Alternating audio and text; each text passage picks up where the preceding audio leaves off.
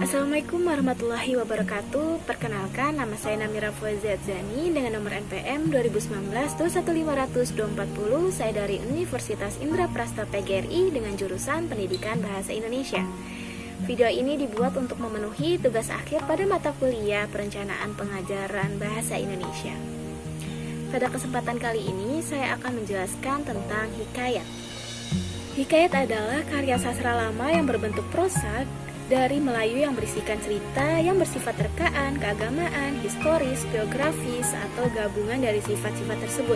Hikayat adalah salah satu jenis cerita rakyat yang disajikan dengan menonjolkan unsur penceritaan berciri kemustahilan dan kesaktian dari tokoh-tokohnya.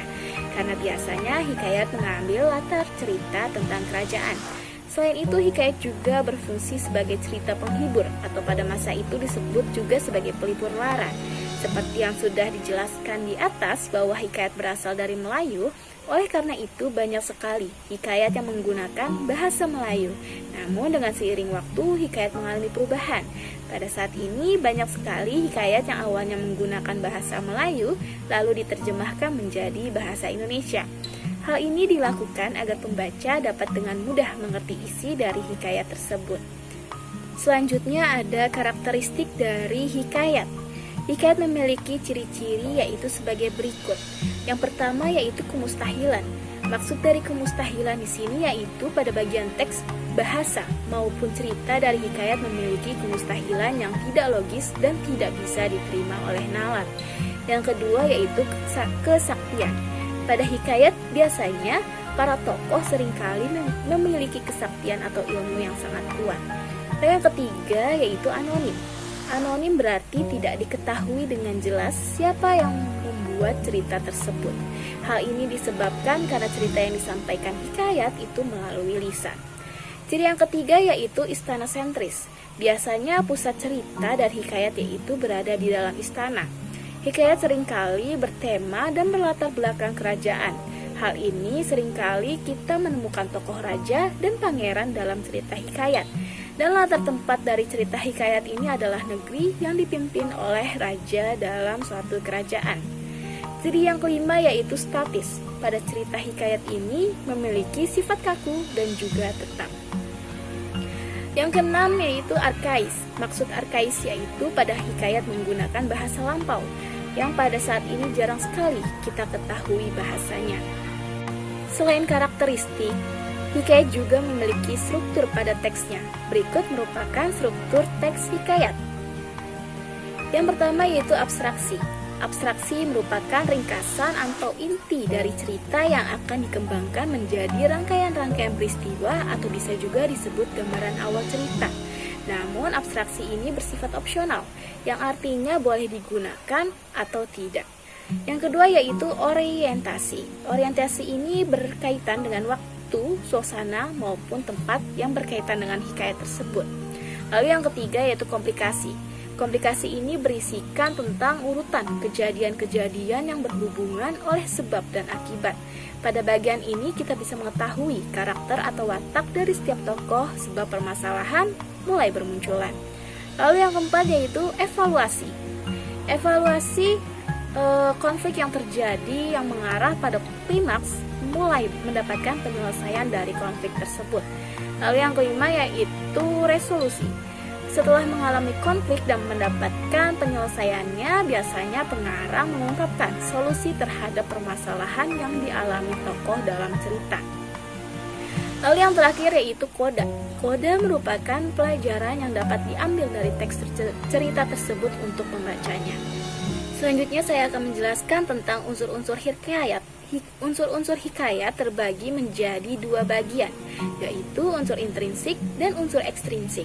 Unsur intrinsik dalam hikayat merupakan unsur yang membangun cerita dari dalam, sedangkan unsur ekstrinsik membangun cerita tersebut dari luar. Yang pertama unsur intrinsik. Unsur intrinsik memiliki beberapa bagian, di antaranya yang pertama tema. Tema merupakan suatu gagasan yang mendasarkan sebuah cerita. Lalu yang kedua pada latar. Latar terbagi lagi menjadi beberapa bagian, yaitu latar tempat, waktu, dan suasana. Hal ini untuk menggambarkan sesuatu dalam cerita. Lalu yang ketiga yaitu alur. Alur merupakan sebuah jalannya peristiwa dalam cerita. Biasanya alur itu berupa alur maju atau alur maju mundur. Yang keempat yaitu amanat. Amanat merupakan pesan yang disampaikan oleh pengarang melalui sebuah cerita. Lalu yang kelima ada tokoh dan penokohan. Tokoh merupakan pemeran pada cerita, sedangkan penokohan merupakan penggambaran watak dari pemeran tersebut. Dan yang keenam ada sudut pandang. Sudut pandang merupakan pengisahan dari sebuah cerita yang dikisahkan oleh pencerita. Lalu yang terakhir ada gaya. Pada hal ini berhubungan dengan bagaimana cara penulis menyajikan sebuah cerita dengan menggunakan bahasa serta juga unsur-unsur keindahan lainnya. Lalu yang kedua yaitu unsur ekstrinsik. Unsur ekstrinsik juga terbagi menjadi beberapa bagian, yaitu nilai moral. Nilai moral merupakan nilai yang berkaitan dengan akhlak baik dan buruknya manusia. Hikayat banyak mengandung nilai moral yang dapat kita pelajari sebagai cerminan untuk bersikap dalam kehidupan sehari-hari. Lalu yang kedua, nilai agama. Nilai agama merupakan nilai yang berkaitan dengan kepercayaan tokoh dalam cerita. Yang ketiga, nilai sosial. Nilai sosial ini berkaitan dengan relasi antar manusia. Melalui hikayat, kita banyak belajar mengenai nilai-nilai sosial yang terkandung dalam hikayat dan dapat melatih kita menjadi manusia yang dapat bersosialisasi dengan sesama manusia lainnya dengan baik. Lalu yang terakhir yaitu nilai budaya. Nilai budaya ini berkaitan dengan adat istiadat atau kebiasaan. Selanjutnya saya akan bahas tentang gaya bahasa dan konjungsi.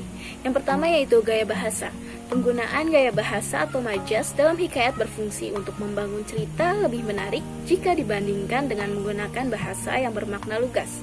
Ada beberapa gaya bahasa atau majas yang sering digunakan dalam hikayat sebagai berikut. Yang pertama yaitu antonomasia. Antonomasia adalah penggunaan sebuah epiteta untuk menggantikan nama diri, gelar resmi, dan jabatan. Contohnya dalam hikayat yaitu yang mulia. Yang kedua yaitu metafora. Metafora adalah analogi yang membandingkan dua hal sekaligus, tetapi dalam bentuk yang singkat. Contohnya seperti bunga bangsa, buaya darat, dan lain sebagainya. Yang ketiga yaitu hiperbola. Hiperbola merupakan gaya bahasa yang mengandung suatu pernyataan yang berlebihan. Contohnya seperti kemarahanku sudah menjadi-jadi hingga hampir meledak aku. Lalu yang keempat ada perbandingan atau simile. Perbandingan atau simile adalah gaya bahasa atau majas yang membandingkan suatu hal dengan hal lainnya menggunakan kata penghubung atau pembanding. Contohnya seperti laksana, bak, dan bagaikan. Lalu yang kedua yaitu konjungsi atau kata penghubung. Konjungsi digunakan dalam hikayat untuk menyatakan urutan waktu dan kejadian dalam menceritakan peristiwa atau alur. Contohnya seperti kayak ketika sang raja sedang mengendarai kudanya, ada sekumpulan musuh yang mulai menyerang. Selanjutnya mulailah peperangan itu terjadi. Di sini juga ada jenis-jenis hikayat. Jenis-jenis hikayat juga terbagi menjadi dua bagian, yaitu hikayat berdasarkan isinya dan jenis hikayat berdasarkan asalnya. Jenis hikayat berdasarkan isinya.